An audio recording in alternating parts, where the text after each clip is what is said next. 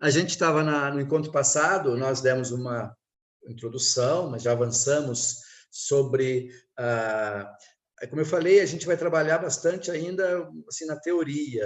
Quem fez o encontro passado, a gente tinha muita imagem, muita representação. A gente vai ter também, né? Hoje vamos colocar algumas, mas a princípio a gente precisa ainda assim dar essa base de onde surgiu, qual é o fundamento desse mundo bizantino, né? Então eu vou apresentar aqui, vamos começar, vou apresentar aqui essa janela aqui, né?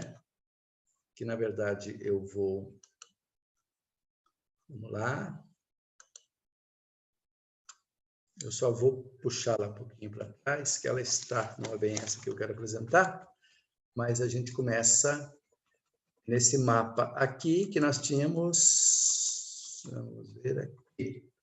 Nós terminávamos no encontro passado, acho que vocês se lembram, né? Nós estávamos falando, deixa eu só colocar aqui, tá.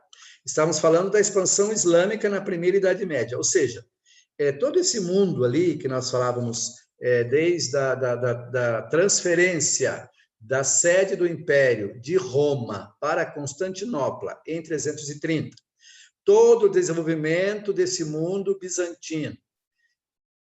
Ao mesmo tempo, Roma caindo em poder, não é, sob domínio dos bárbaros, não é, que vai justamente resultar em 476 na queda do Império Romano.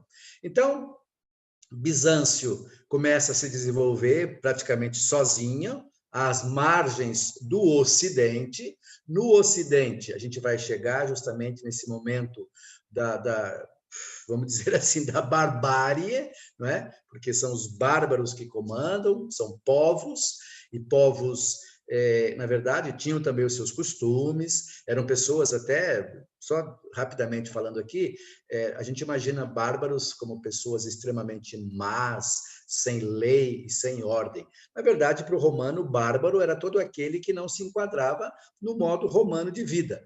Por exemplo, que não falava latim, não é? Que não habitava em cidades, não é? Então, tudo aquele que não era romano era bárbaro. Então, na verdade, muitos desses povos bárbaros, eles também tinham costumes, assim, digamos, até éticos, uma vida honesta, tinham valores, não é? E muitos desses valores passaram também, trouxeram consigo para esse mundo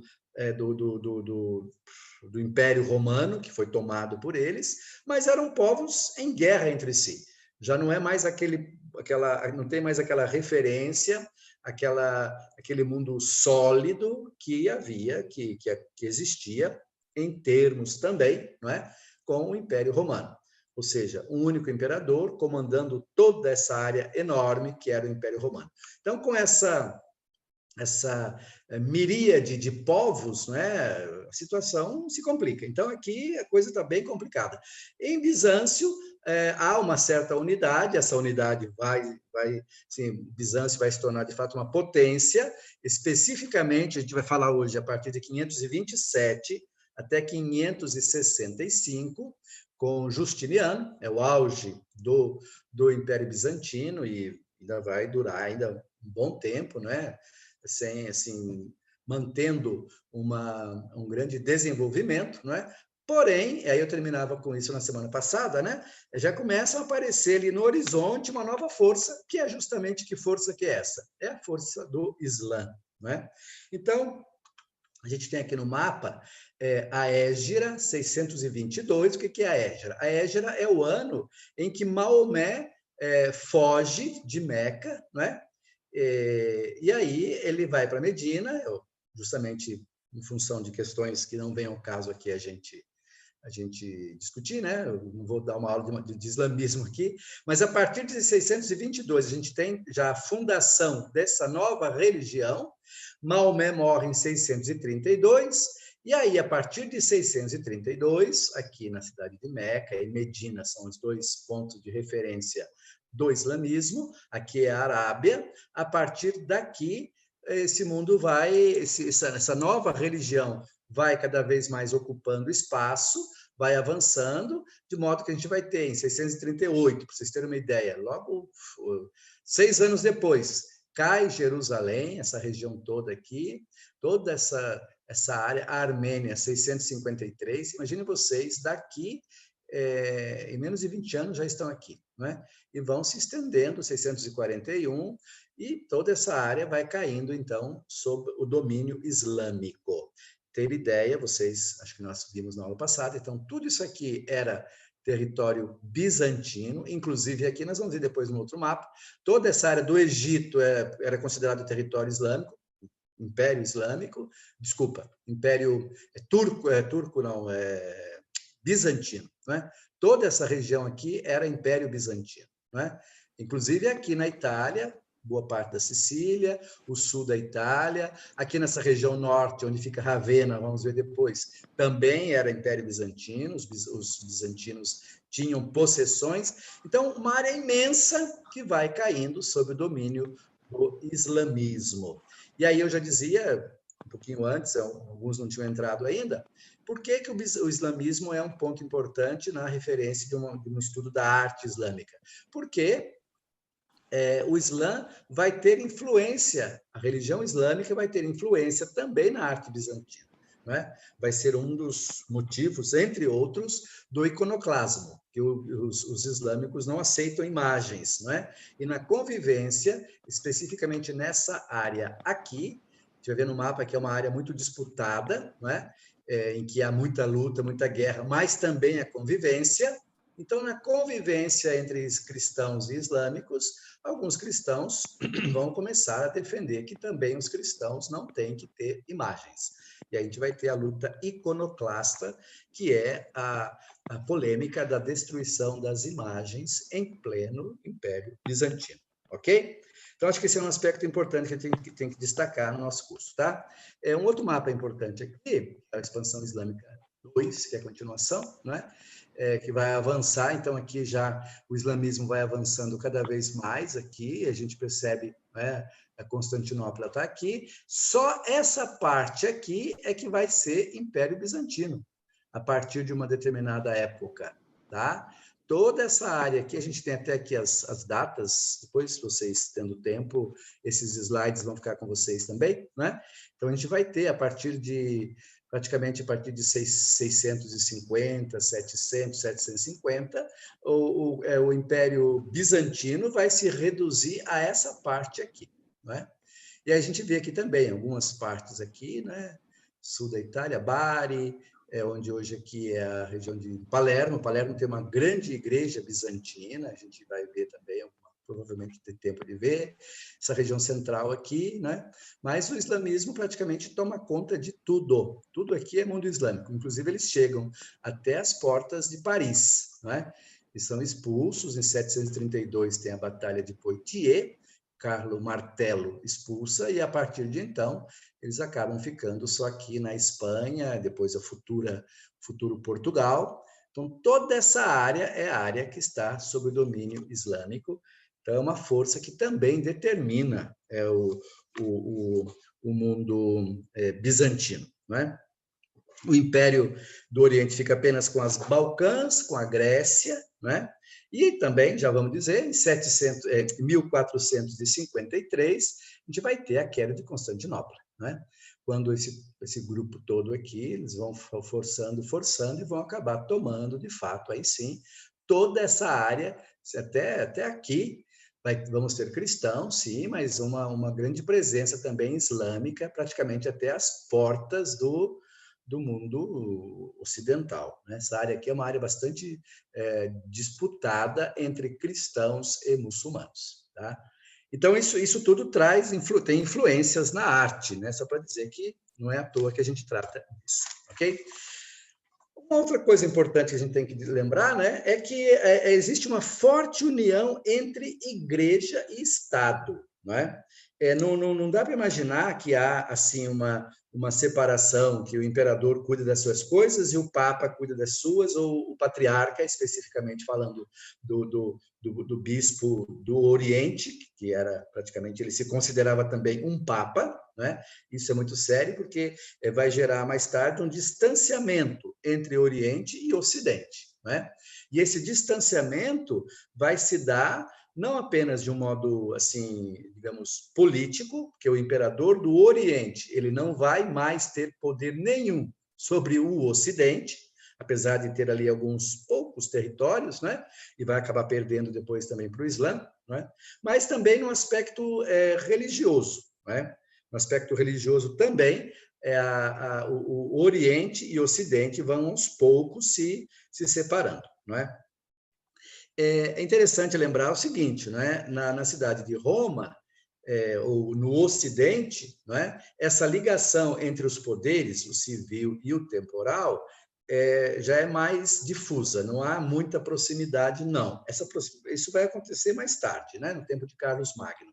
Por quê? Porque eram povos muito distintos, né?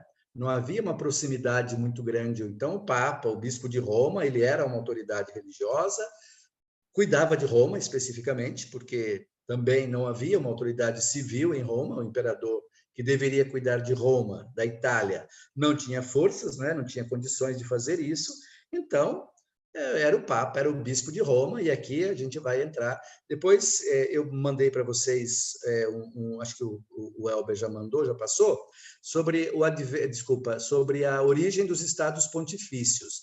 A origem dos estados pontifícios se dá justamente nesse momento, nessa passagem, não é?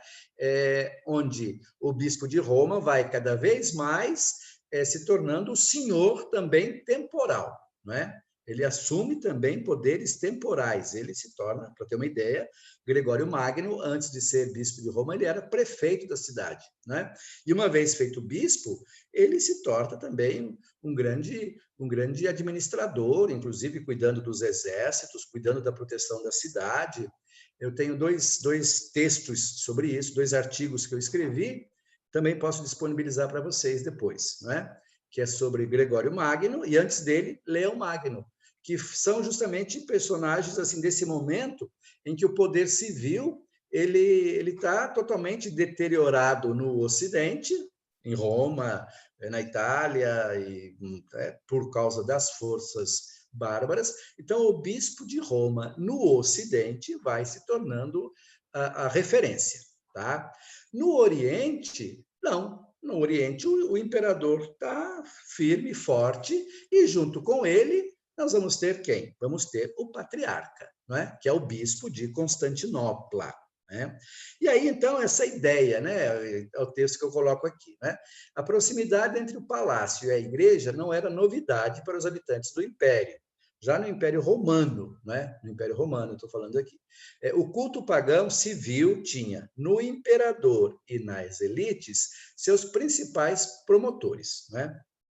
Então, essa mentalidade de proximidade entre os poderes civil, temporal, e religioso, espiritual, herdadas do mundo pagão, ela joga um papel importante na arte cristã. Por quê? Porque, ora, quem vai, assim, bancar, quem vai patrocinar a arte, inclusive na construção de igrejas, inclusive bancando artistas, escultores, pintores dos mais variados talantes, né? É o poder temporal, né? São os homens do poder. E a gente vai ver que isso também tem um jogo duplo ali, né? Então, isso é importante, né? Porque no Oriente, o cristianismo, ele se baseia especificamente no mundo bizantino, ele herda muito fortemente essa proximidade entre os poderes, né? No mundo bizantino, né, no Oriente, então, o cristianismo ele baseava-se justamente nessa união entre a autoridade espiritual, que era o bispo, o patriarca, que também se considerava quase que o papa do Oriente, né? E o poder secular. Poder secular quem? O imperador. Então, é uma ligação muito íntima, tá? Entre o poder temporal e o poder espiritual, entre o imperador e o patriarca, entre a igreja e o Estado, tá? Isso é muito importante para a gente entender a arte bizantina, porque daí a gente vai ver, inclusive no quadro que o Elber tinha ali, né? O imperador com a auréola, não é? A imperatriz com a auréola, como se fossem divinizados, não é? Ora, é toda uma mentalidade que gera esse tipo de arte, né? Uma arte imperial, né? é ao mesmo tempo uma arte espiritual, nós vamos ver que é uma arte profundamente espiritual, digamos até assim, é uma arte extremamente, digamos, desligada deste mundo, quase que fazendo uma ponte, indicando para realidades espirituais, mas, ao mesmo tempo, e aqui é a incongruência, né? Até uma certa dicotomia, que é uma arte fincada com os pés no chão. Por quê? Porque também é uma arte política, é uma arte que tem um papel político, de fortalecer a figura dos comandantes deste mundo, do poder civil, do imperador, da imperatriz, das demais autoridades, né? Então, esse é um aspecto bem interessante desse tipo de arte deste momento, né? A gente vai ter, então, justamente já falamos, né, por causa dessas invasões, né, a Igreja do Oriente, então, ela também tem uma outra coisa interessante, essa separação entre Oriente e Ocidente vai fazer com que, no Oriente, a Igreja ela comece vamos dizer assim, não é que seja uma outra igreja ou que seja o outro modo de ser cristão, é o mesmo cristianismo, mas mantém alguns costumes distintos do Oriente, do Ocidente, ok? E aí nós vamos chamar essa igreja de igreja ortodoxa, tá? Na verdade, ortodoxia tem a ver com aquilo que é o correto, né? Aquilo que não é herético. O herege é o que está no erro, o ortodoxo é aquele que está correto, que está certo, né? Que está na verdade. No caso concreto aqui, ao dizer igreja ortodoxa, a gente tem muito mais esse sentido de dizer que é uma igreja oriental, né? Em outra forma de dizer a mesma coisa também, a gente costuma dizer, estou explicando aqui porque para muitas pessoas é uma linguagem nova, né? Então, se fala também da Igreja do Oriente, de igreja ortodoxa de língua grega, porque se fala grego ali, enquanto que no Ocidente é a Igreja Católica de língua latina, né? Então, a Igreja de língua grega e a Igreja de língua latina, né? Um outro aspecto importante nessa relação, nessa diferença entre a Igreja do Oriente e do Ocidente é o seguinte: por exemplo, em relação à hierarquia, os padres, né, os sacerdotes, na Igreja Oriental, eles podem ser casados, não é? É muito simples, é que nem na Igreja Ocidental, hoje, no Ocidente, na Igreja de Roma, um diácono pode ser casado, não é? Desde que ele tenha se casado antes de ser ordenado diácono. Então, homens casados são ordenados diáconos. Se ele for ordenado diácono solteiro, não vai poder casar mais. É a mesma coisa no Oriente em relação aos sacerdotes, né? Um padre que eventualmente esteja destinado, vocacionado à vida sacerdotal, ele pode se casar antes de ficar padre. Depois ele é ordenado, vai ser um padre casado. Então, isso é uma diferença muito interessante, porque isso aqui também, já vamos dizer, abre um caminho para que também no Ocidente se chegue um dia a essa realidade, não é? Porque a gente, o padre não pode ser casado. Ué, como não? Lá no Oriente são casados, né? E não é um problema, não é uma heresia, tanto que os orientais convivem com isso muito bem. Os bispos não, os bispos de fato são celibatários, não são casados, por isso a maioria dos bispos eles são tirados do meio da vida religiosa, né? do meio dos monges especificamente. Esse aqui é outro dado importante que também vai jogar um papel fundamental na arte, na arte especificamente em relação aos ícones, né? A gente vai falar daqui a pouquinho.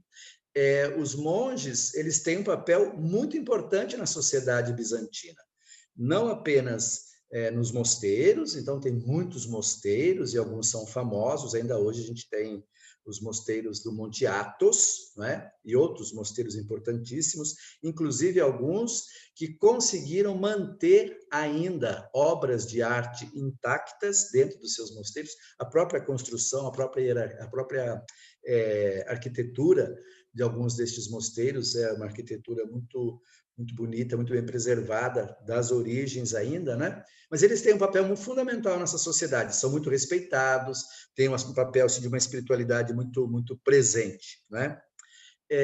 Então, algumas dessas diferenças elas vão se acentuar E a gente vai ter, no ano de 1054, o cisma, não é? O cisma do Oriente, não é? A separação. A igreja do Ocidente, um determinado cardeal, ele vai ao Oriente conversar com o patriarca e ele excomunga o patriarca e todos os orientais. O patriarca, por sua vez, excomunga o cardeal, excomunga o papa, excomunga todos os do Ocidente. Então, Oriente e Ocidente estão mutuamente excomungados, não é?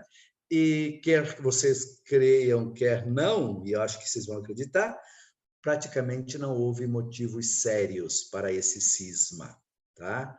Infelizmente, é uma daquelas tragédias que acontecem simplesmente porque faltou tato, faltou diálogo de ambas as partes. E isso aí foi se acumulando, passando-se os tempos, os séculos, não é? E, de fato, havia essas diferenças, mas, como eu já disse, não são diferenças assim tremendas que impediriam um diálogo. O Papa Francisco está tentando uma proximidade, mas é muito complicado, por vários elementos. E um dos elementos mais interessantes de complicação nesse processo é essa profunda ligação entre, ainda hoje, entre a Igreja no Oriente e o poder temporal, né?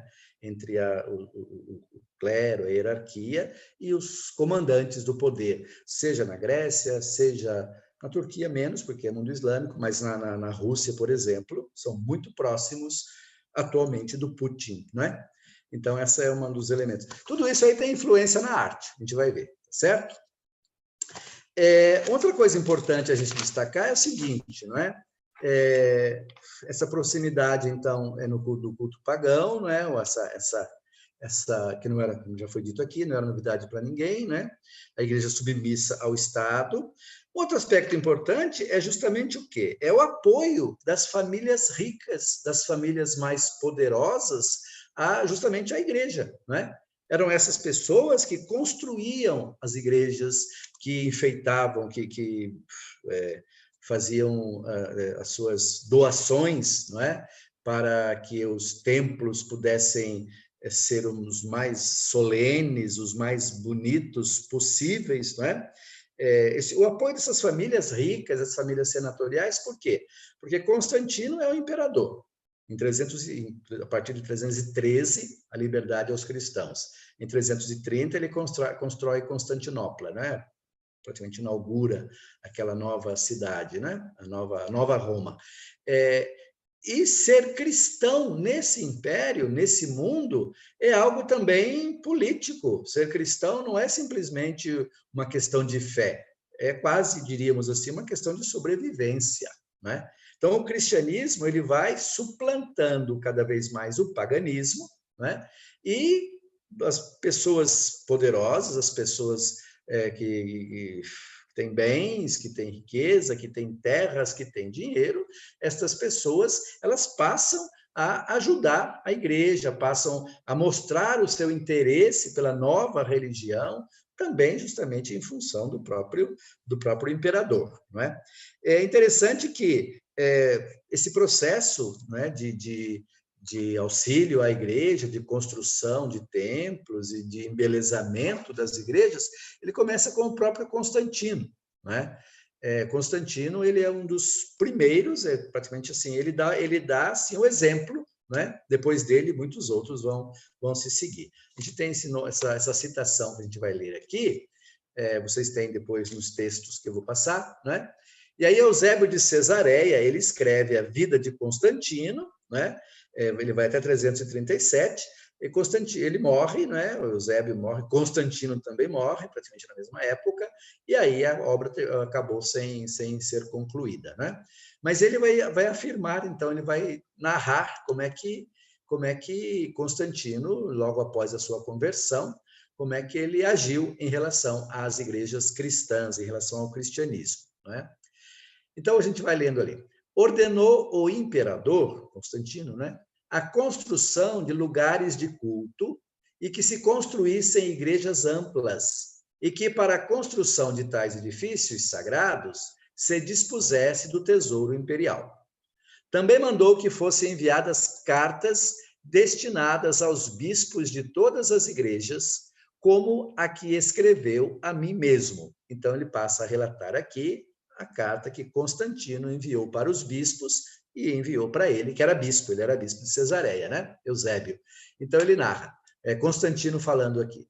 Portanto, nas igrejas que tu presides e nos lugares onde há bispos, presbíteros e diáconos que tu conheces, adverte a todos que se dediquem com todo cuidado e fervor na manutenção das igrejas, de modo que sejam reparadas as que ainda estão de pé, ou sejam ampliadas em maiores dimensões, e ali onde não existem, que se construa de nova planta.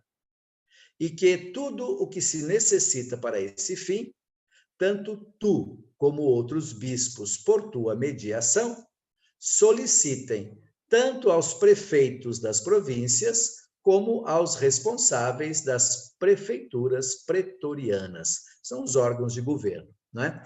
Então, a gente percebe aqui, né? Constantino diz, olha, podem pedir o que vocês precisam, o que vocês precisarem para as igrejas, tá? Nós vamos ver depois que tipo de igrejas eram essas. São as basílicas, né? Como é que se chega? Esse é um próximo passo que justamente vai também nos ajudar a entender como é que essas igrejas são construídas, o tipo de planta que se utiliza, o tipo de decoração que essas igrejas vão ter, né?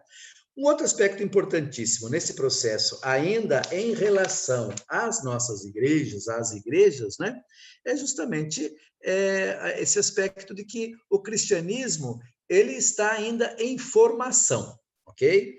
Eu acho que seja bem entendido, né? A teologia cristã ainda não está totalmente desenvolvida. Ainda 330, 340, né? A gente vai ter o primeiro concílio em 325, o concílio de Nicéia, né? Mas isso vai sendo trabalhado aos poucos. Então, as verdades fundamentais da fé, os chamados dogmas, eles ainda estão sendo elaborados, né?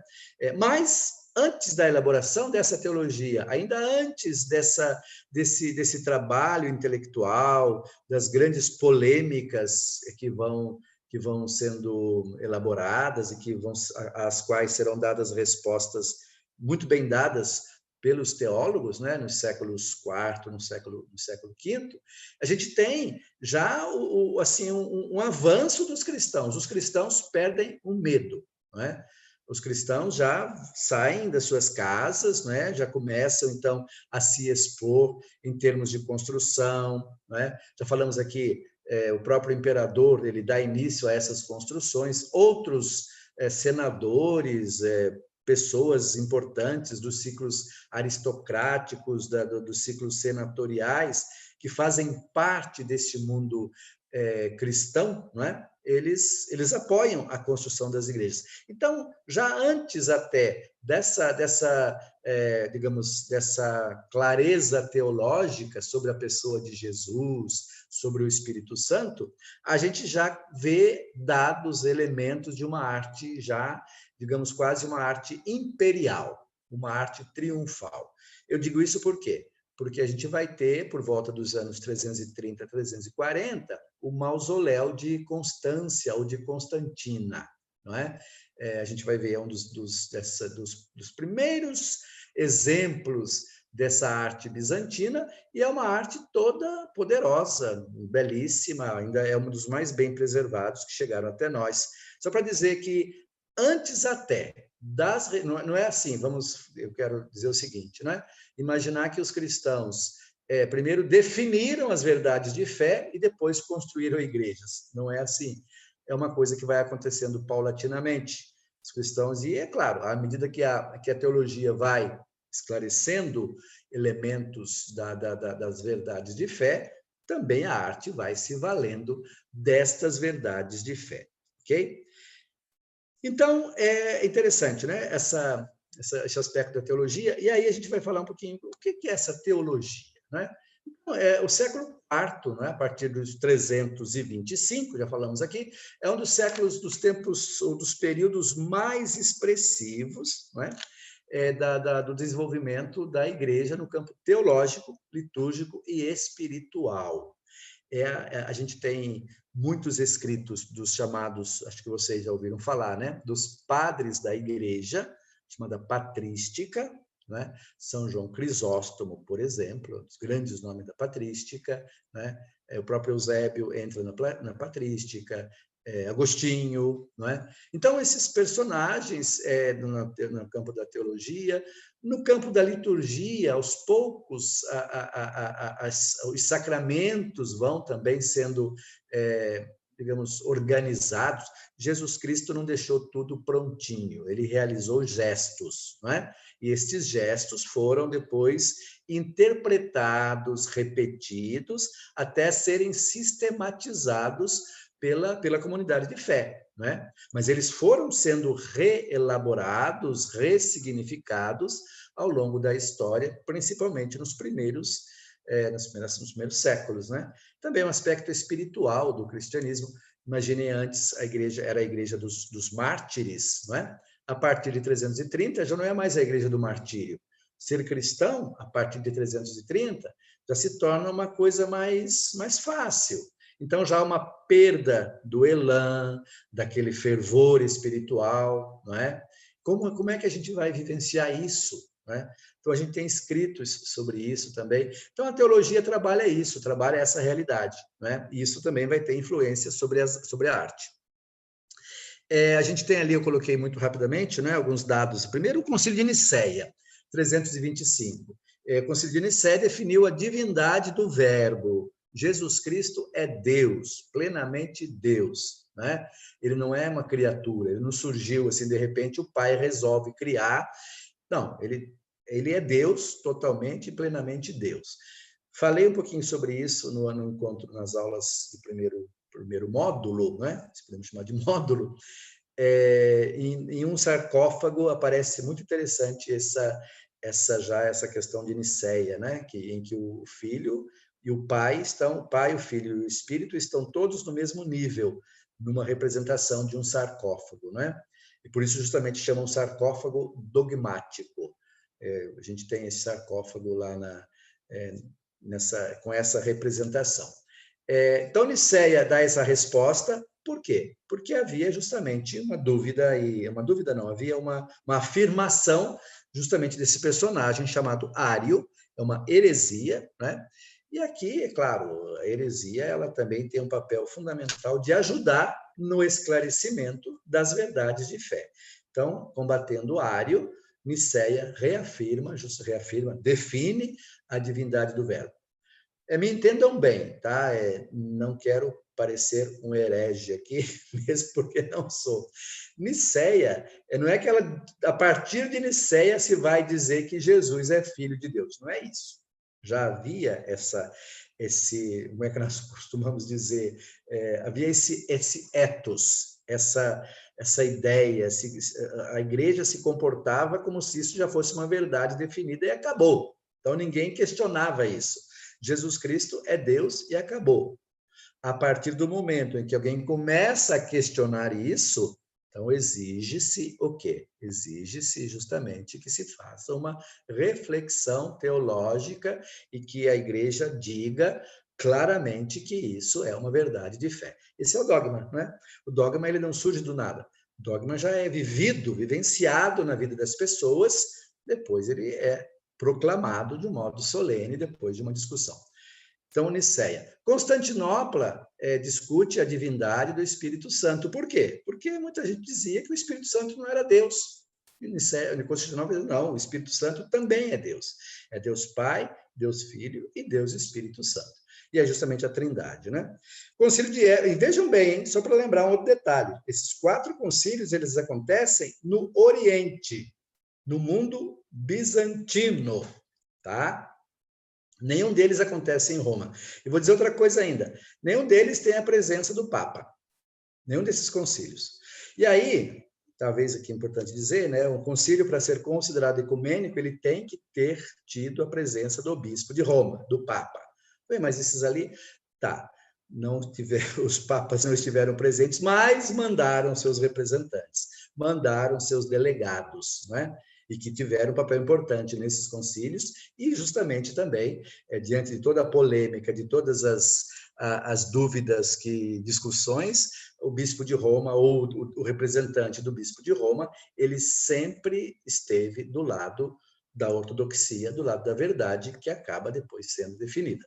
Então, esse é outro aspecto importante. Só para dizer que Ocidente e Oriente aqui, quer dizer, as grandes questões teológicas, elas estão fervilhando justamente no Oriente, né? Enquanto que no Ocidente, nesse momento, está começando aos poucos a entrar em confusão, justamente também por causa das invasões barbáricas.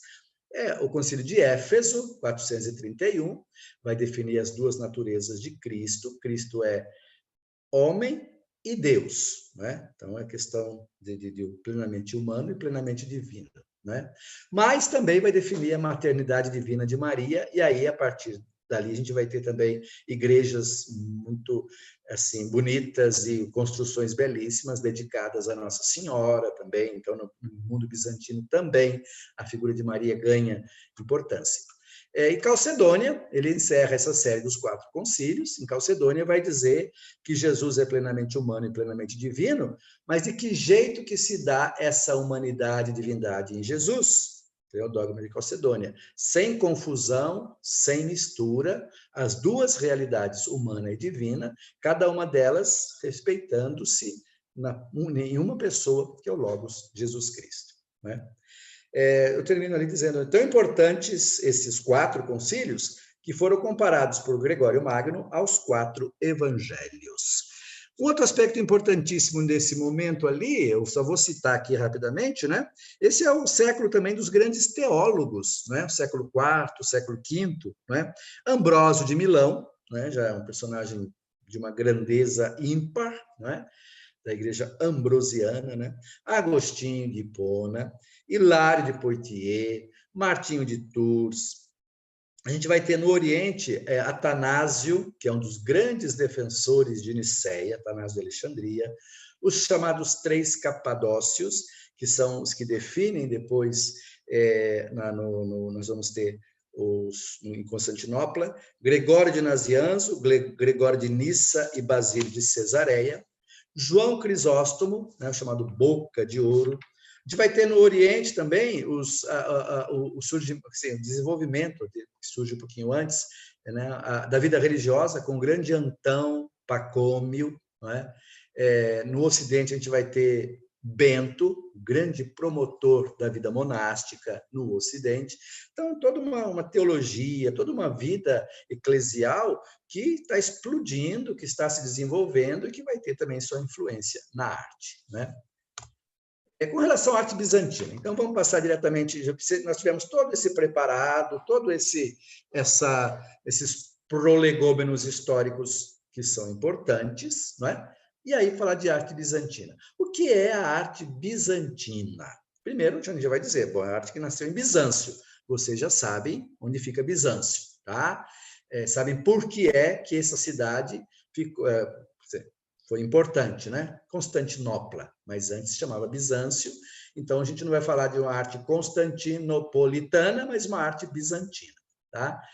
E a questão, uma resposta que muitos vão dar, é justamente que são ícones religiosos. A arte bizantina é a arte feita com ícones religiosos, né? Ou também chamados santos ícones. Santos ícones, a palavra é eikon, em grego, né? Na verdade, é a imagem de um Deus, a imagem divina, né? Referindo-se justamente a essa imagem religiosa numa igreja, né? E a arte bizantina, então, ela é, primeiro de tudo, e sobretudo, né, uma arte religiosa, ok?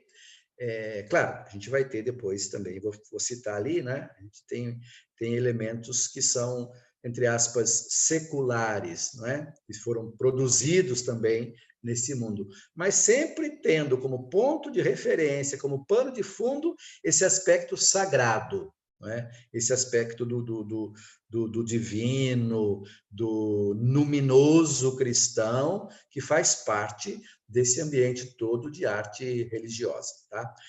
Interessante também o seguinte, quando eu falo de ícone aqui, não imaginem só que são aquelas pinturas pequenas, não, tá? Quando se fala de ícone aqui, a gente fala daquelas pinturas enormes de mosaicos ou pintadas na parede, quase nós seríamos depois os afrescos, né? Pinturas em madeira. Então, é a pintura religiosa. Então, aquela representação religiosa é que se chama ícone. Tá? Outro aspecto importante é que a arte bizantina ela se desenvolve por mais de 1000 anos. Para ter uma ideia, a gente vai colocar aqui o ano 330 como início, né? Grosso modo, isso é importante, né? Já colocamos ali, 330, na capital do Império Romano, até 1450, que é justamente o momento da queda do Império do Oriente, né? Com a tomada de Constantinopla. Então, nesse espaço de 1000, 1100, né? E claro que depois continua também, né? Nesse período é que se desenvolve a arte bizantina. E os ícones eram o centro da vida bizantina. Isso é algo que a gente não... Por isso que a gente fala, né? As pinturas, os mosaicos, tudo aquilo que a gente tem, que sobrou hoje, porque a grande maioria foi destruída, embora tenhamos bastante coisa, mas era muito mais, né? Esse era o centro, né? Eles eram vistos e venerados por todos os que se identificavam a si mesmos como pertencentes àquela cultura. E aí tem um texto aqui desse Cormac, Robin Cormac, Byzantine Art e da Oxford History. Eu tenho esse livro ali. Ele diz o seguinte: a arte bizantina foi uma das mais solenes e elevadas formas de expressão religiosa já desenvolvida. É um especialista que fala isso, a gente vai ver depois um pouquinho mais. Né? Em relação, primeiro, então, a essa, como é que vamos dizer assim, a essa datação, os períodos da arte bizantina. Eu quero pegar aqui, né, esse documento aqui, que é importante. Né? A questão da datação da arte bizantina. Elas, antes um pouquinho de falar da datação, eu tenho outro dado aqui, só um momentinho. Né? Aí falava aqui dos ícones como centro da vida bizantina. Tá. Um aspecto importante a destacar do ícone é o seguinte: a igreja ela foi construída, né? Então essa parede bonita, alta lá no teto, ou uma cúpula, ou uma ábside, ou um arco triunfal, vamos fazer uma pintura. Tá, e aí se contrata o pintor mais famoso, mais talentoso e tal, né? Para embelezar aquele espaço. Ok. Porém, ter bem claro o seguinte, quando se fala de arte bizantina, né, é pensar que a arte bizantina ela vai muito além do aspecto estético. Não é apenas a questão de uma beleza, não é apenas algo que vai causar um gozo estético, um prazer de olhar. Pelo contrário, e por isso que eu voltei aqui, né, para lembrar que esse aspecto da arte religiosa, né, os ícones, essas pinturas, e muitas delas nós vamos ver aqui, elas têm uma função de levar através da oração e através da veneração, e aqui é importante que os ícones, eles são diferentes das pinturas cristãs ou das pinturas religiosas do Ocidente, não é? Os ícones, eles têm a função de levar os fiéis, de conduzir o fiel para um outro mundo, para o mundo espiritual, para o mundo do espírito, para uma outra realidade, né? Isso eu acho que é algo que é importante a gente destacar, senão a gente vai ficar muito na pintura, no belo, no estético, né? E tem, sem dúvida, são alguns mosaicos, são de uma beleza tremenda, não é? Mas tem algo, os ícones têm um poder, de novo, esse poder luminoso, não é? Para o oriental. que até é interessante de citar. Essa aqui também talvez seja uma das diferenças entre Oriente e Ocidente. O oriental ele tem uma outra forma de se colocar diante dessas pinturas, tanto que não se pinta um ícone, se escreve um ícone, né? Depois a gente vai destacar um pouquinho mais sobre os ícones, né? Mas o oriental ele tem assim, uma facilidade de entrar nesse mundo espiritual que o ocidental não tem. Nós ocidentais, inclusive a igreja ocidental, né? Ela é muito mais lógica, ela é muito mais formal. E um dos aspectos interessantíssimos do Oriente, desculpa, que aos poucos o Ocidente está descobrindo também, é justamente a questão do Espírito Santo, né? A questão da importância do Espírito, desse aspecto luminoso também na realidade da igreja do Ocidente, né? Para muitos, né, para muitos fiéis, né, e a gente não vai falar aqui só das grandes igrejas, talvez falemos das mais importantes, das mais, digamos, assim, que a gente consegue ainda hoje, que chegaram até nós, mas havia pequenas igrejas e comunidades onde havia lá os seus ícones, as suas pinturas. Então, os fiéis, eles se sentiam, nesses lugares, se sentiam como se estivessem em casa, não é? Ali, naquele local, eles tinham ali uma certeza, uma segurança, ele era uma extensão da sua própria família, né? Em alguns desses locais onde esses ícones estavam. Havia uma proximidade, era como se Deus estivesse vivo no meio dessas pessoas, né? Esse é o aspecto fundamental da arte bizantina. E vou dizer uma coisa para vocês, né? Eu li muita coisa, né, sobre a questão da arte bizantina, leio muita coisa, mas é interessante que muita gente, muitos especialistas assim da história da arte, passam sobre a arte bizantina e não se dão conta da riqueza e da importância, eu diria assim, luminosa. Quando eu falo luminoso, espero que vocês entendam esse aspecto de uma força espiritual que faz parte de determinadas coisas, não é? Não apenas cristã, da religião em geral, esse aspecto de uma força que vem de dentro, né? Então, esse aspecto, muitos que estudam a arte bizantina provavelmente aprofundem, mas vocês forem procurar em livros de cultura de arte em geral, muitos passam pela arte bizantina meio que de rodo, sem atentar para este aspecto, né? Um outro aspecto que é importante destacar, que é uma arte atemporal. Ela ultrapassa o tempo, não é? É uma arte que ela vai de geração em geração. Por isso, a gente tem hoje aqueles belíssimos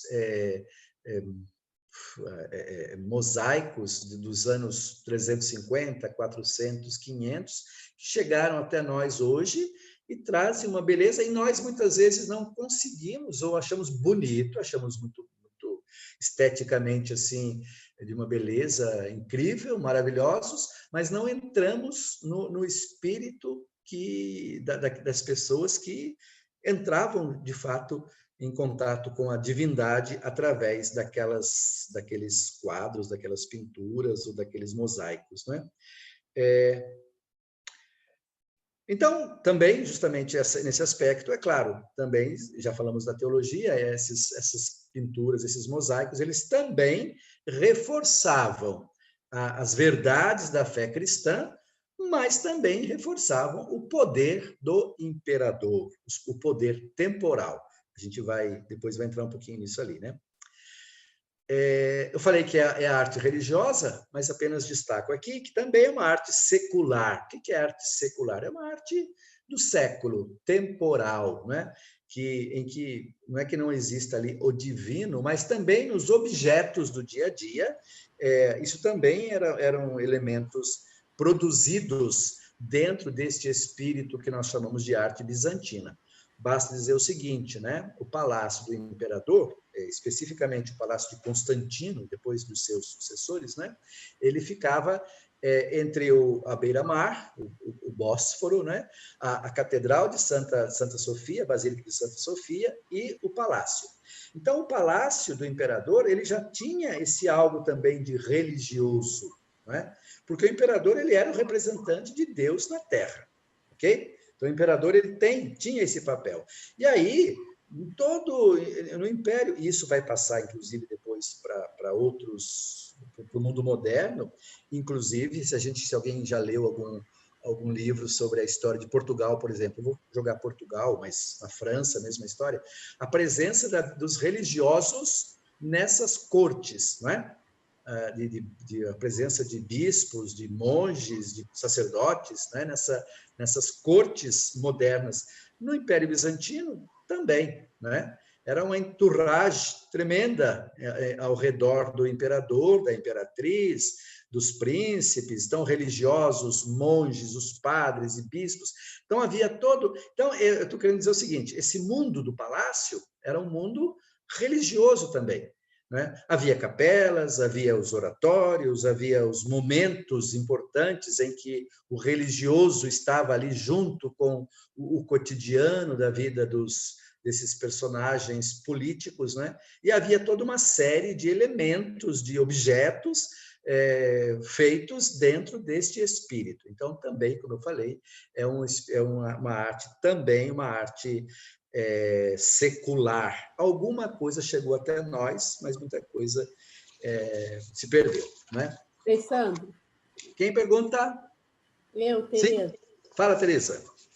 Ô, Frei, se eu tivesse assistido essa tua aula antes, não teria cometido falado algumas bobagens. Lá no Museu Sacro Franciscano do Largo da Carioca, um turista, uma vez, quando lá esteve, eu fui falar sobre o crucifixo de São Damião, que é um ícone bizantino, e aí ele me perguntou, era até acho que era um argentino, mas esses coloridos que eu falei, que era um Cristo alegre, que era um Cristo vencedor e não um Cristo vencido. Aí ele me perguntou, isso é próprio da iconografia bizantina? Aí, entre dizer sim e dizer não, eu disse que sim. Falei bobagem? Não, você falou certo. Nós vamos chegar ali depois ainda, né? Eu vou aprofundar depois isso, quando já estivermos olhando, vendo alguns quadros. A arte bizantina ela não apresenta alto lá. A gente, na história e na arte também, por isso que eu vou falar agora dos períodos, né? Nesse período do auge da arte bizantina, dos anos 550, 600, até o iconoclasmo, o Cristo é o Cristo vencedor. Nunca se representa o Cristo na cruz. E mesmo na cruz, nós vamos ver algumas representações, é um Cristo vencedor. Mesmo na cruz, por mais simples que seja, a gente tem na igreja de Santa Sabina, nós vamos ver a primeira representação do crucificado, por volta de 430, em Roma. É um Cristo crucificado, mas ele está no auge da sua sabedoria, da sua vida. O rosto, inclusive, com um leve sorriso, assim.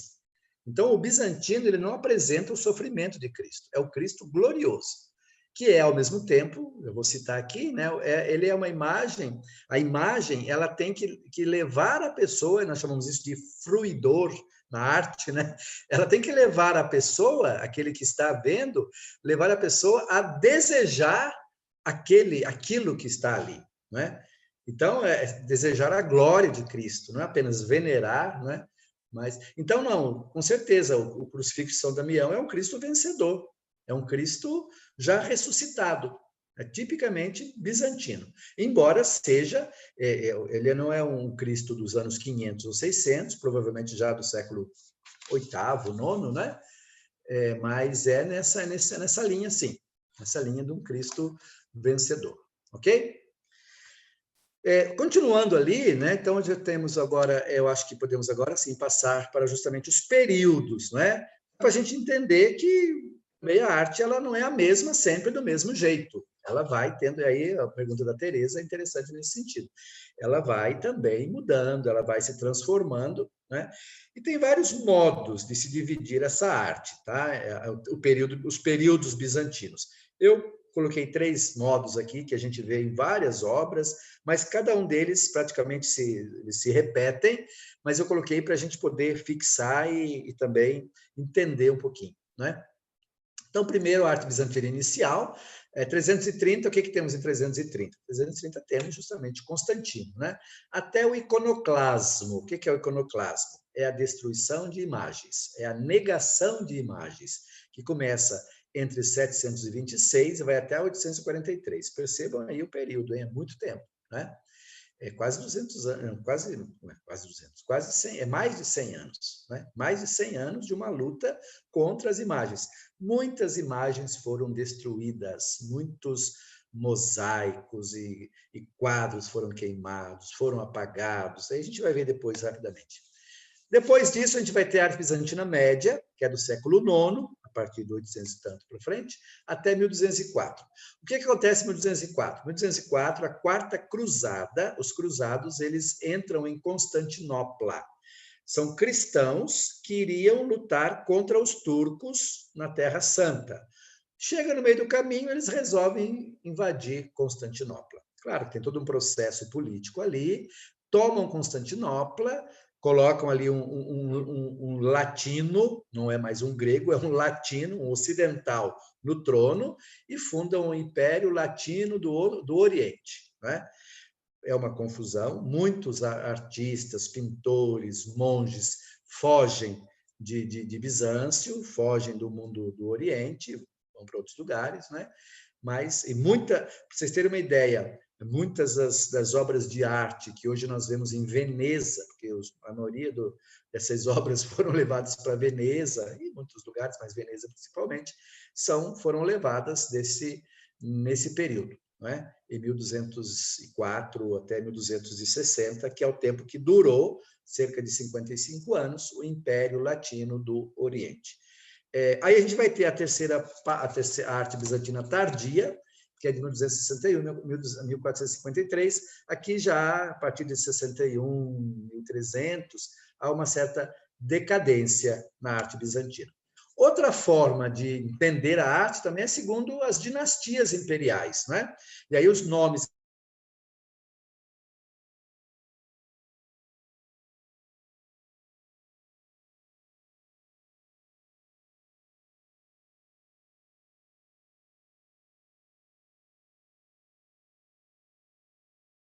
aí. Infelizmente acontece essas coisas, mas fazer o quê? Não temos muita culpa. O período macedoniano, então, do século IX à frente, né, a gente, justamente aquilo que eu dizia, o nome vem justamente das dinastias. Então, essa aqui é a dinastia macedoniana, ocorre o ressurgimento da arte após o iconoclasmo, depois da fase iconoclasta, está escrito ali, né? Vem uma segue-se uma hierarquia na arquitetura cristã, as cúpulas, as ábsides e as partes superiores eram preenchidas com figuras celestes, depois as partes intermediárias continham imagens da vida de Cristo, e as partes inferiores tinham imagem dos profetas e dos apóstolos. A gente vai ver depois isso também, que algumas igrejas a gente percebe bem isso, né? Nesse período também foram produzidas muitas esculturas de mármore, e é quando vai acontecer o cisma do Oriente, né? 1054, ok? É o período comneniano, de Comneno, né? Justamente uma fase mais espiritual, quando acontece também a invasão, justamente da invasão dos cruzados, em 1204, muitas obras de arte foram roubadas, os artistas fugiram para outras áreas, inclusive para o Ocidente, né? Também começa já uma arte na Rússia, nas Balcãs, e aqui é interessante porque também, mesmo isso é interessante, porque quando aconteceu a invasão islâmica em Constantinopla, a arte bizantina vai continuar existindo justamente na Rússia, né? Território russo, terreno russo. O período paleólogo, né? Do imperador Paleólogo, houve um empobrecimento dos materiais, dos afrescos, os afrescos passaram a predominar a produção artística, já não se usava muito mosaico, porque já era, né, mais caro, né? E aí, aos poucos, vai se perdendo toda a riqueza e beleza da arte bizantina. Uma outra divisão, que alguns estudiosos também preferem, é essa divisão nas idades, né? A primeira idade de ouro, do século VI ao século VIII, mosaicos, mas também pinturas em murais, que exaltam a perfeição humana, o ideal de beleza, humanos altos, delgados, com pés pequenos, rostos ovais, esses detalhes já nós vamos ver, muito presentes na arte bizantina, olhos grandes e fixos, corpos com pouco movimento, então praticamente a gente percebe quase eu diria uma rigidez, mas uma rigidez solene, vestes suntuosas, não é? Os imperadores também são divinizados, usam auréola, o fundo é dourado, que é o céu. Depois a iconoclastia, destruição de imagens, com influência do Islã, nós vamos ver. E aí vem muitas imagens, vem imagens abstratas, animais, vegetais, não é? Outro período, também é chamado segunda idade do ouro, do século IX ao século XI, propagação da doutrina ortodoxa até a Rússia, eu tinha falado, e a partir daí começa, então, uma certa decadência da arte bizantina. É interessante destacar aqui também a geografia, né? Onde é que acontece, então, essa arte bizantina. Então, a gente vai tratar dessa geografia, que é justamente o quê? É o período, é o espaço onde se dá. Aqui, no tempo de Justiniano, vocês podem ver aqui, né, no mapa, a gente tem uma área bastante extensa de atuação do Império Bizantino. Toda essa área, estão me acompanhando aqui no cursor? Estão vendo direitinho ali? Sim? Elber? Outros? Tranquilos? Sim. Então tá. A gente tem aqui, então, essa área toda é o Império Bizantino, tá? Percebam bem, né, aqui. Mas também dizer, geograficamente falando, a gente também não vai deixar a coisa, vamos dizer, não imaginar que ficava só dentro das fronteiras. A gente vai ter aqui para dentro também uma ou outra igreja cristã, onde a gente encontra, especificamente mais tarde, pinturas, figuras, mosaicos bizantinos, mesmo aqui alguma coisa aqui. Ravenna, nós vamos ver, é uma riqueza, a cidade de Ravenna, em termos de mosaicos, nós vamos ver por quê. No sul da Itália, aqui na região também, Palermo, né? E toda essa área era a área de dominação, de domínio bizantino, tá? Até justamente o período de Justiniano. Por isso que a gente fala que é o período de maior domínio bizantino, tá? A gente vai ter aqui a perda de territórios para os árabes. Então, o Império Bizantino aqui, né? A gente vai ter essa parte verde aqui, infelizmente está bem fraquinho, né? Mas essa parte verde, imaginem vocês aqui, né? Constantinopla está aqui, tá? Já perdeu muito dos territórios para esses povos aqui, e aos poucos, boa parte que antes pertencia ao Império vai sendo perdida, e aqui é toda a área dominada já pelos povos árabes, ok? E que vão aos poucos dominar também aqui para frente, e é o próximo mapa, é justamente então, os territórios bizantinos em 717. Vejam bem que é bem pouco, né? Assim, pouco.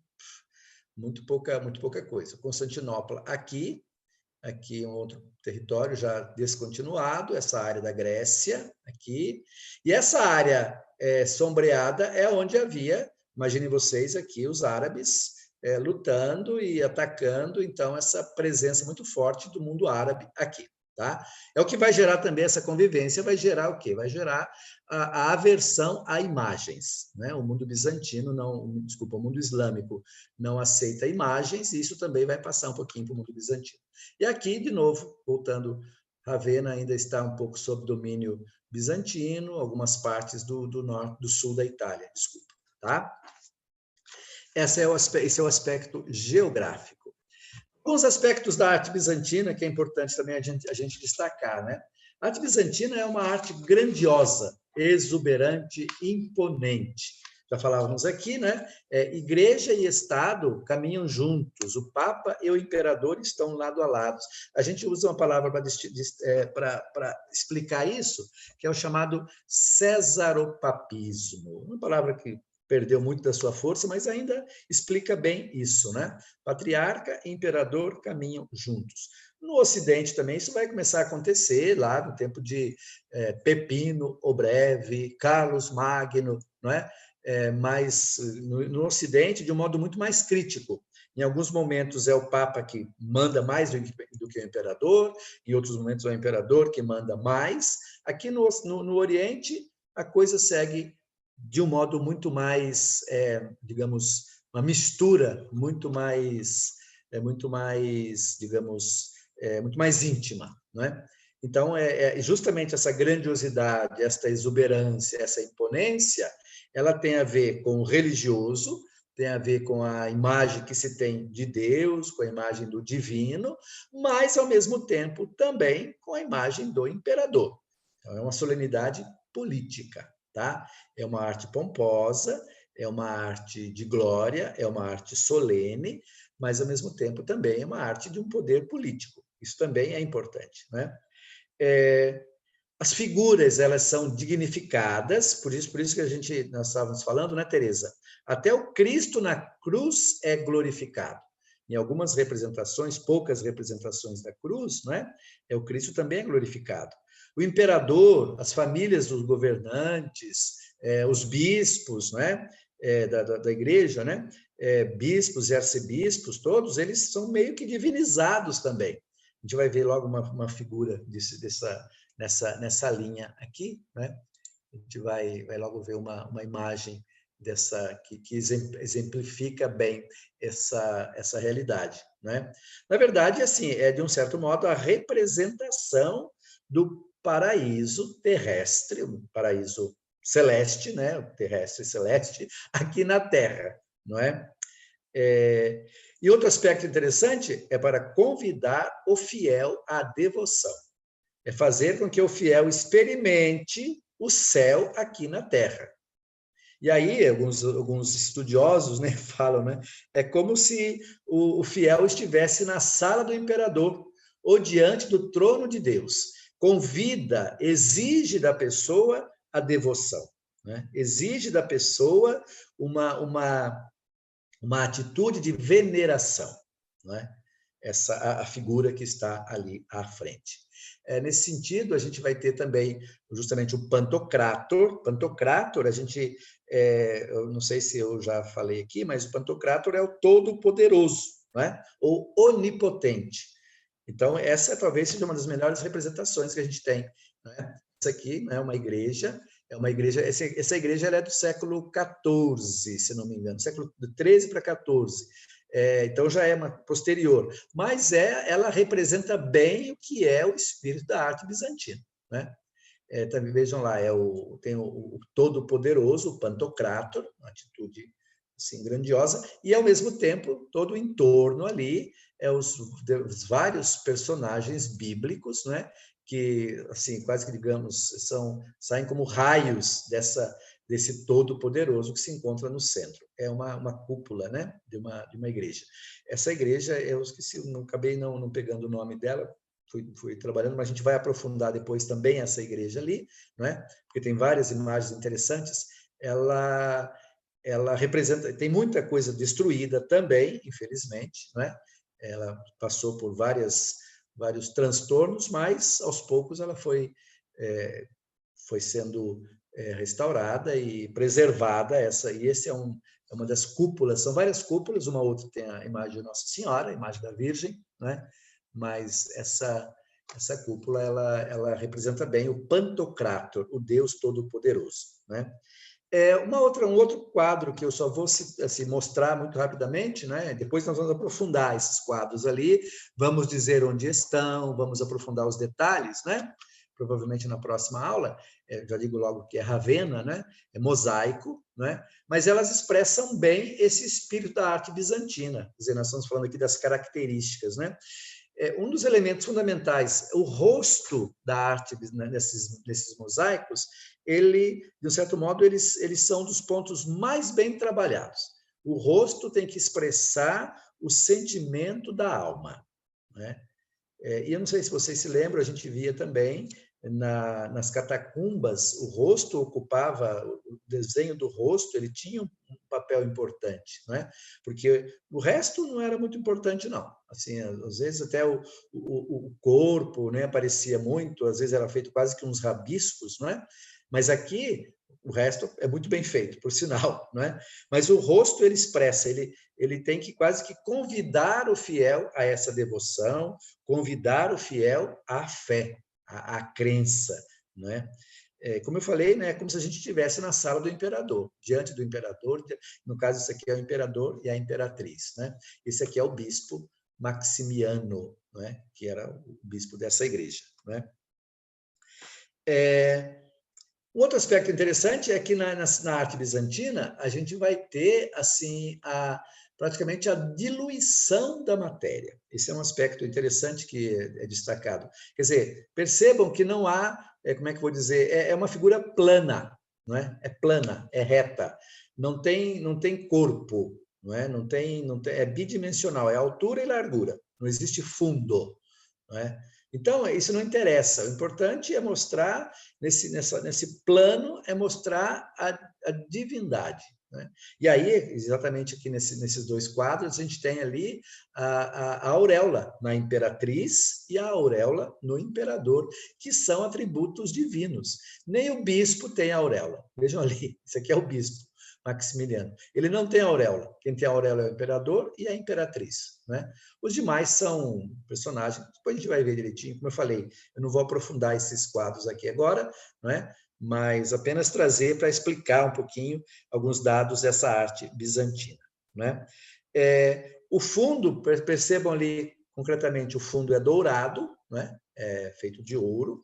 A roupa da imperatriz e do imperador também é púrpura, né? As figuras, a figura religiosa, isso aqui provavelmente também seja um personagem religioso, usa branco, né? Uma túnica branca, não é? Esses dados também são interessantes, né? A gente podia quase dizer, essas figuras elas estão fora do tempo e do espaço, elas estão meio que flutuando numa realidade assim que não é desse mundo, né? Sem contar que elas estão no alto. Então, a pessoa já ela tem que olhar para cima para ver essas figuras, né? E percebam que o olhar delas também é um olhar direcionado assim, reto, né? Então, o rosto, como eu falei, tem essa importância, né? De um certo modo, agora tem outro aspecto importante também nesses detalhes que eu chamei a atenção, depois eu vou voltar a isso também, né? O imperador, de um certo modo, ele é o representante de Deus na Terra, né? E cabe a ele e aos sacerdotes, e no caso concreto também ao patriarca, é o texto que está ali, né? A tarefa de dar as diretrizes sobre a expressão artística. Isso aqui é interessante na arte bizantina, que essa arte ela não é feita de qualquer modo, né? Esses mosaicos, as pinturas, nós vamos ver depois uma pintura, né? Uma pintura sobre madeira, né? Elas não é qualquer um que chega e pinta do jeito que quiser, não é? Existem determinados, nós chamamos de cânones, determinados princípios, determinadas diretrizes sobre a expressão artística que têm que ser seguidos, né? Então, ali vai. As figuras tinham que ser mostradas de frente, exaltando a frontalidade e a solenidade. Os olhos grandes, olhando do alto, reforçavam a autoridade e convocavam ao respeito e à veneração. Todo o aparato era impostado de tal forma a levar os fiéis à veneração, à devoção. Tudo era pré-determinado, cânones, rigidamente seguidos, tá? Claro, a gente vai ver também que há determinadas questões, especificamente em relação às cores, que não correspondem. Mas, no geral, esses cânones, né? Cânone é regra, né? Que tinham que ser seguidos. A postura, gestos, proporções, tamanho, né? Cores, o tipo de vestimenta, mantos e as suas dobras, os símbolos que eram utilizados. Em relação às cores, por exemplo, o dourado é usado para o céu, o fundo dos ícones também é dourado, né? A coisa mais preciosa que nós temos na Terra é ouro, né? Então, o céu ele era feito de ouro, né? Justamente para dizer que seja algo que o cristão queira também ter, né? Que o cristão possa querer também, que ele tenha o desejo de ir para esse mundo que é o céu, não é? É a coisa mais preciosa para o cristão. O azul é o manto da Virgem, mas em alguns aspectos, em alguns lugares vamos dizer o manto púrpura, também que é a roupa dos reis e imperadores, né? A cor púrpura, então, para o imperador, para Cristo, para a Virgem. Fora disso, é proibido para outras coloquei ele em outras representações. O verde é a renovação espiritual, o branco é a ressurreição, e o artista é obrigado a seguir esses cânones, essas pinturas, essas regras todas. E aqui aparece interessante esse quadro, né, que está no Mosteiro de Santa Catarina, no Sinai, né, é madeira pintada, que não é mosaico, o que nós vimos até agora eram mosaicos, né? Essa imagem pintada, ela serve quase que uma espécie de ponte para o fiel atingir o mundo espiritual, né? Esse ícone, concretamente falando, né, era um típico representante deste mundo inatingível dos espíritos, né? O caráter não corpóreo da imagem, veja bem, é um corpo é reto, é plano, não é? É chato, achatado, né? Não tem corporeidade, né? Ele cria uma espécie de mistério, revelando o mundo espiritual muito mais do que o mundo físico, né? E aqui é interessante que essa aqui é uma característica típica de uma nova arte, justamente a arte bizantina. Porque na arte greco-romana havia a preocupação com a profundidade e também com o realismo, não é? Aqui concretamente não. Aqui não há realismo, não há fotografia, não há, como falamos aqui, a profundidade, o sentido de corpo, de corporeidade, ok? Que hora que nós temos? Nem sei que horas são. Está passando um pouquinho, como nós nos perdemos, né? Na hora. Como é que fazemos, o diretor? De novo, né? O rosto tem uma expressão muito forte, né? E aqui, concretamente, nessas imagens, vejam bem, todas as faces desta imagem, elas são muito fortes, né? São santos, eu não saberia dizer que santos são, eu não aprofundei esse quadro, peguei apenas como modelo da arte bizantina, mas sem aprofundar o quadro em si, né? Mas vejam bem esse rosto, a força de expressão de Maria, até do bebê, até do menino Jesus, esses anjos aqui, meio que guardiães, olhando meio assustados, não é? Então, o rosto, né? Aí tem algumas medidas, eu não vou saber medir aqui, não vem ao caso, mas para vocês terem uma ideia, o corpo deve medir 8 cabeças, a medida. Isso é um cânon estabelecido, e tem um livro no Monte Athos, guardado lá no Monte Athos, dos monges, né? Que expressa isso, né? A cabeça é a sede do pensamento, não é? Justamente Monte Athos também diz isso, né? Uma outra coisa importante, Cristo e Maria, eles são representados na ábside. O que é ábside? Nós vamos ver depois, aqui, próxima aula, as várias partes de uma igreja, onde ficavam a hierarquia das pinturas, né? A ábside é em cima do altar, uma parte assim, pode ser semicírculo, né? Tipo uma abóbada, uma semi-abóbada, ali é a ábside, onde ficavam as figuras mais importantes. Nas laterais, muito próximas, eram pintados, nós vamos ver os imperadores, os bispos mais importantes, tudo isso ali tem uma hierarquia, né? O Pantocrátor também ficava nessa ábside, né? Um outro aspecto interessante da pintura bizantina, da arte bizantina, é a seriação, que é o seguinte, de um lado põe-se um anjo, do outro lado um outro anjo. De um lado põe-se um apóstolo, do outro lado também um apóstolo, não necessariamente o mesmo, mas essa seriação, né, repetindo justamente para dar também essa harmonia, né, uma em frente à outra, né?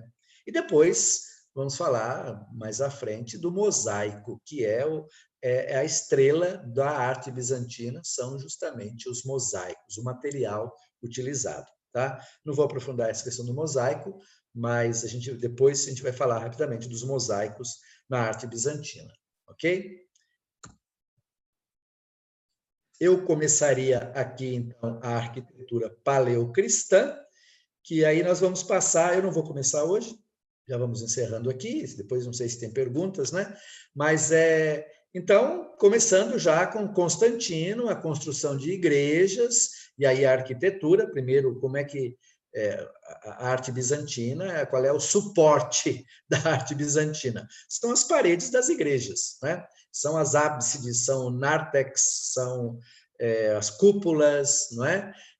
Onde os artistas, os grandes mestres do mosaico expressaram a sua arte, né? Aqui a gente tem a igreja de São Pedro, a antiga Basílica de São Pedro, e já lembro aqui também, né, encerrando já, nós temos muito pouca coisa, tá? Eu vou trazer para vocês, a partir da próxima aula, algumas coisas que chegaram até nós, Santa Constança, Santa Sabina, em Roma, e depois algumas... a Santa Sofia, de uma beleza tremenda, praticamente chegou intacta até nós, mas também com muitos, assim, a arquitetura sim, mas os mosaicos, as pinturas, muita coisa foi destruída pelos islâmicos, né? Muita coisa foi tampada, né? Hoje tem, em algumas pinturas são tampadas ali, escondidas, né? Tem muita coisa que não foi descoberta ainda nessa igreja, né? Mas a gente vai tratar então dessa arquitetura grandiosa e, claro, as pinturas, a arte que foi colocada, que foi feita nessas igrejas e nessas pinturas. Ok?